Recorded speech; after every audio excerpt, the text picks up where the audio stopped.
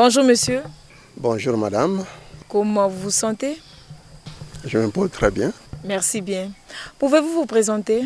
C'est le prof Kimbembi Maïbaka Alexis, professeur au département de biologie de l'ISP Mbanza-Ngungu. Je suis du Congo central, tout précisément de la Lokaya. Je m'occupe de l'enseignement et tout précisément de la biodiversité cavernicole. Vous vous occupez de la biodiversité cavernicole. Donc ce sont des grottes, ce sont des milieux cryptiques. Parlez-nous un peu des grottes. Qu'est-ce que c'est une grotte, monsieur le professeur? Une grotte, c'est une cavité souterraine. Une cavité souterraine, ces cavités n'existent pas tout simplement ici à Mbanza-Ngungu. Les grottes ont été formées à l'ère tertiaire. Donc même en Europe, aux États-Unis, en Afrique, c'est à l'ère tertiaire que les grottes ont été formées. Donc la terre était une masse fluide, alors qui s'est solidifiée, du moins dans son pourtour. Vous savez qu'au centre de la terre, il y a des magmas, il y a la chaleur. Et quand la terre s'est solidifiée, il y a eu d'abondantes pluies. Et quand la terre s'est solidifiée, il y a eu des fentes. Partout il y a eu des fentes. Et puis il y a eu d'abondantes pluies. Et ces pluies maintenant s'infiltraient entre les fissures formées par la terre. Et quand l'eau pénétrait, cette eau-là arrivait jusqu'au niveau de roches. Et à un moment donné, les roches continuaient à subir ce qu'on appelle l'érosion. Et à un moment donné, la terre avec les roches commençait à se détacher de ces roches. Et vous allez voir toujours à l'entrée des grottes, vous allez voir des grosses pierres. Et cette eau qui pénétrait cherchait maintenant à évacuer tout ce qu'il a détaché sous la terre. Ça, c'est la formation des grottes sous forme de galeries souterraines. Ça, c'est la formation des grottes. Donc, il y a l'aspect physique, qui est l'érosion, et l'aspect chimique, corrosion. Expliquez-nous un peu, qui a pu découvrir les grottes à Mbanza-Ngungu? Bon, à Mbanza-Ngungu, c'est un ancien administrateur du territoire, un Belge. Par curiosité, il s'est promené dans ces zones, c'est là où il a découvert la grotte. Mais l'homme qui a fait mention des grottes ici, c'est M. Goetz. Donc c'est ce monsieur-là qui a pénétré dans une des grottes ici à 3 km, dans la grotte Lokato. Et c'est là où il a découvert les poissons qu'on appelle les poissons aveugles, qu'on appelle Secobarbus goetzi. Donc la renommée des grottes de Mbanza-Ngungu, c'est la présence de cette espèce de poisson endémique qu'on trouve nulle part ailleurs dans le monde. On trouve cette espèce ici dans le Congo central, donc en RD Congo. Et dans le Congo central, c'est précisément ici à Mbanza-Ngungu. Donc c'est une espèce endémique qui doit être protégée. Donc au niveau des grottes, on peut retrouver facilement les animaux? Les grottes, moi je fais la biodiversité cavernicole. Donc il y a différentes espèces animales, mais on ne trouve pas les végétaux. Donc on peut trouver les poissons, on peut trouver les mammifères, on peut trouver les reptiles et surtout il y a beaucoup d'insectes. Mais moi ce qui m'intéresse aujourd'hui, c'est découvrir les grottes là où il y a des poissons aveugles. Parce que en 1999, j'ai commencé mes investigations. Je suis parti en formation à l'ERAFT, à l'INIKIN. Donc je suis en train de chercher là où on peut encore rencontrer cette espèce de poisson dans la région de Mbanza-Ngungu. Ceux qui ont travaillé ici en 1954, M. Hetz et l'élève, ils ont trouvé cette espèce dans 8 grottes, les environs de Mbanza-Ngungu. Et j'ai fait le même travail. Je suis passé dans les mêmes grottes pour savoir est-ce que ces espèces-là existent encore. Malheureusement, dans 8 grottes, aujourd'hui, il y a de ces grottes qui sont en dégradation. Donc cette espèce est en voie de disparition. Mais heureusement, dans mes investigations, j'ai découvert encore autres grottes où on peut trouver cette espèce de poisson. mais il n'y en a pas beaucoup. L'exemple de la grotte de Locato, ici à 3 km, c'était la grotte la plus poissonneuse en poissons aveugles.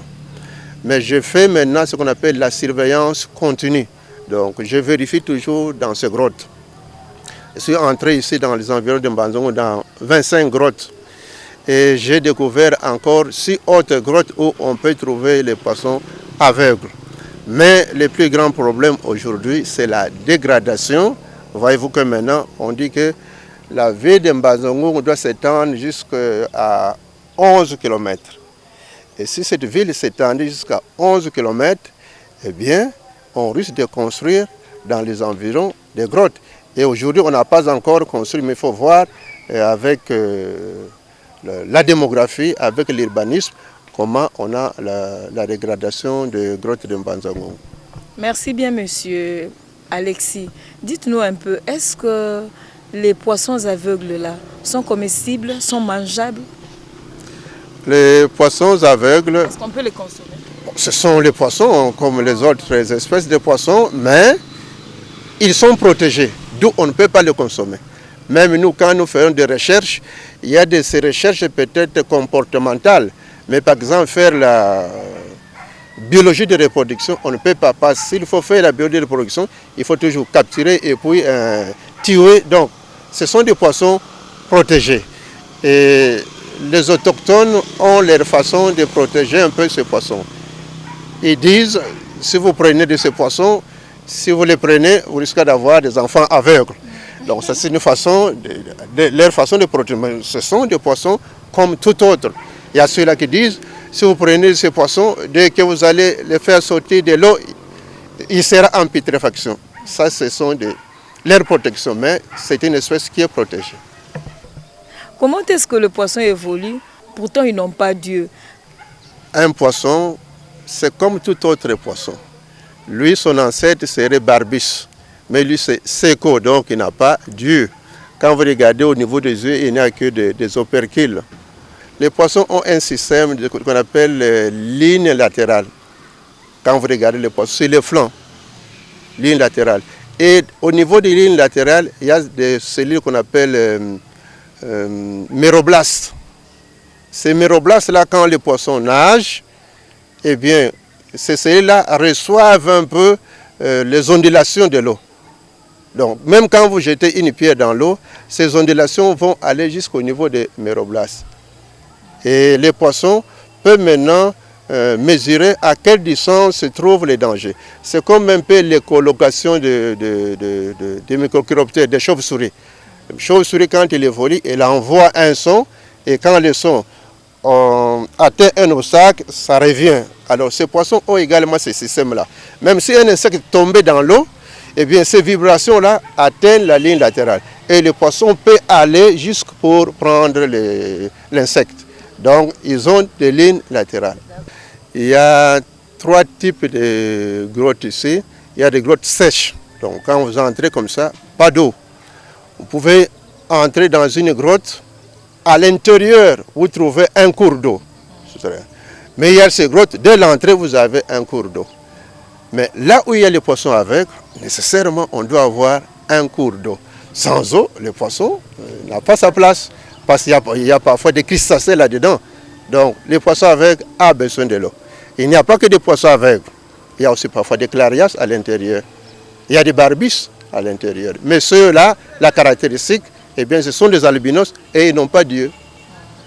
Pourquoi il n'y a pas de végétaux au niveau des grottes? Ce n'est que normal. Les végétaux, ils ont besoin du soleil. C'est pour la photosynthèse. Mais dans la grotte, la caractéristique, c'est l'obscurité totale. Quand on est là, on peut se mettre comme ça, toi et moi, on ne se voit pas. Et j'ai toujours fait cette observation. Quand j'amène les visiteurs dans les grottes, je dis éteignez un peu vos systèmes d'éclairage. À un moment donné, tout le monde est là, on se regarde, vous ne pouvez pas voir comme ça à distance. Donc c'est l'obscurité totale. C'est comme quelqu'un qui se trouvait dans une chambre obscure et qui ferme les yeux. C'est ça une grotte. Comme au niveau des grottes, il y a l'obscurité totale. Est-ce qu'il y a la vie dans des grottes? Mais la vie, vous avez la réponse. les poissons vivent, les insectes, ils sont là, les mégachiroptères, les vampires, ils sont là comme les microchiroptères et beaucoup d'insectes. Donc, il y a la vie. Mais dans certaines grottes, comme la grotte à gaz ici, quand il y a beaucoup de gaz carboniques, ce n'est pas bon. Il faut arrêter la progression. Donc, moi, je ne peux pas vous amener dans n'importe quelle grotte. Il y a des grottes ici pour des recherches, mais il y a des grottes qu'on peut amener les gens pour le tourisme. Comment est-ce que vous saurez qu'il y a des gaz carboniques dans des grottes? Quand on évolue dans une grotte, vous avez votre système d'éclairage, vous sentirez que vous êtes parfois étouffé. Vous transpirez, parce qu'il y a ceux-là qui disent que le froid de Mbanzangongo vient des grottes. Non, dans la grotte, la température est ambiante, 23 degrés Celsius. Mais à un moment donné, vous commencez à transpirer. Et comme signe, on se promène avec des lampes torches, avec des bougies. Dès que j'allume la bougie, quand la flamme s'éteint, c'est un danger. Donc il y a beaucoup de gaz carboniques, il ne faut plus évoluer. C'est ça le signe, quoi. Ça veut dire que nous allons visiter les grottes. Mais dites-nous un peu, quelles sont les grottes des grandes renommées ici à Mbanzangongo? Dans les cataractes, normalement, on peut inventorier jusqu'à 300 grottes. Mais moi, personnellement, j'ai inventorié 25 grottes dans les environs de Mbanzangongo. Parce que les grottes sont réparties en 3 zones. Zone 1, c'est Mbanzangongo. Zone 2, c'est toujours dans le territoire de Mbanzangongo, mais à Gombe Sud. Et zone 3, c'est Songololo, vers Kimpese. Moi, j'ai travaillé déjà dans la zone 1, où j'ai inventorié 25 grottes. Les grottes qui peuvent vous intéresser ici pour le tourisme, bon, souvent, on parle, vous entendez parler des grottes de Dimba ou Ndobolozi. Vous n'avez jamais été, j'ai toutes les photos avec moi. Donc c'est la grotte qui est tellement fréquentée. Mais depuis 2008, j'ai aménagé avec la coopération canadienne une grotte à 14 km d'ici, la grotte Ngovo. À l'époque, pour descendre là, eh bien, les gens rentraient avec la boue. Mais aujourd'hui, quand vous partez, eh bien, vous verrez les marches vraiment en ciment, ainsi que des marches métalliques à l'intérieur. Les gens partent et puis rentrent facilement, sans problème, pour aller visiter les poissons avec à 450 mètres dans la grotte d'Ngo. Ok, monsieur Alexis. Les grottes là sont rentables parce que vous avez aménagé une grotte. Est-ce que c'est vraiment rentable pour l'État congolais ou même pour cette contrée de Mbanzangongo? Aujourd'hui, peut-être, on peut dire que ce n'est pas rentable et peut-être ce n'est pas une préoccupation de l'État. Mais dans beaucoup de pays, les grottes ont été aménagées. Dans beaucoup de pays, les grottes ont été inscrites comme bien du patrimoine. Mais chez nous, donc je pense que c'est un problème de manque de volonté. C'est le gouverneur Machimat qui m'avait compris.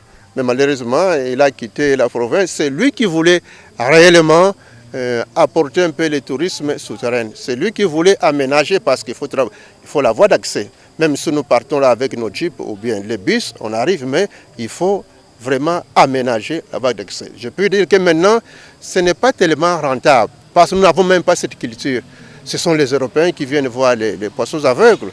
Mais nous, ici, c'est rare. Et vous, les Quinois, c'est rare. Parfois, ils sont des étudiants. Donc, il faut réellement une promotion. Moi, j'ai été toujours pour la promotion de ces grottes, mais nous n'avons pas la même vision avec les autorités. Mais c'est une ressource, parce que presque, les touristes, c'est dans l'est du pays.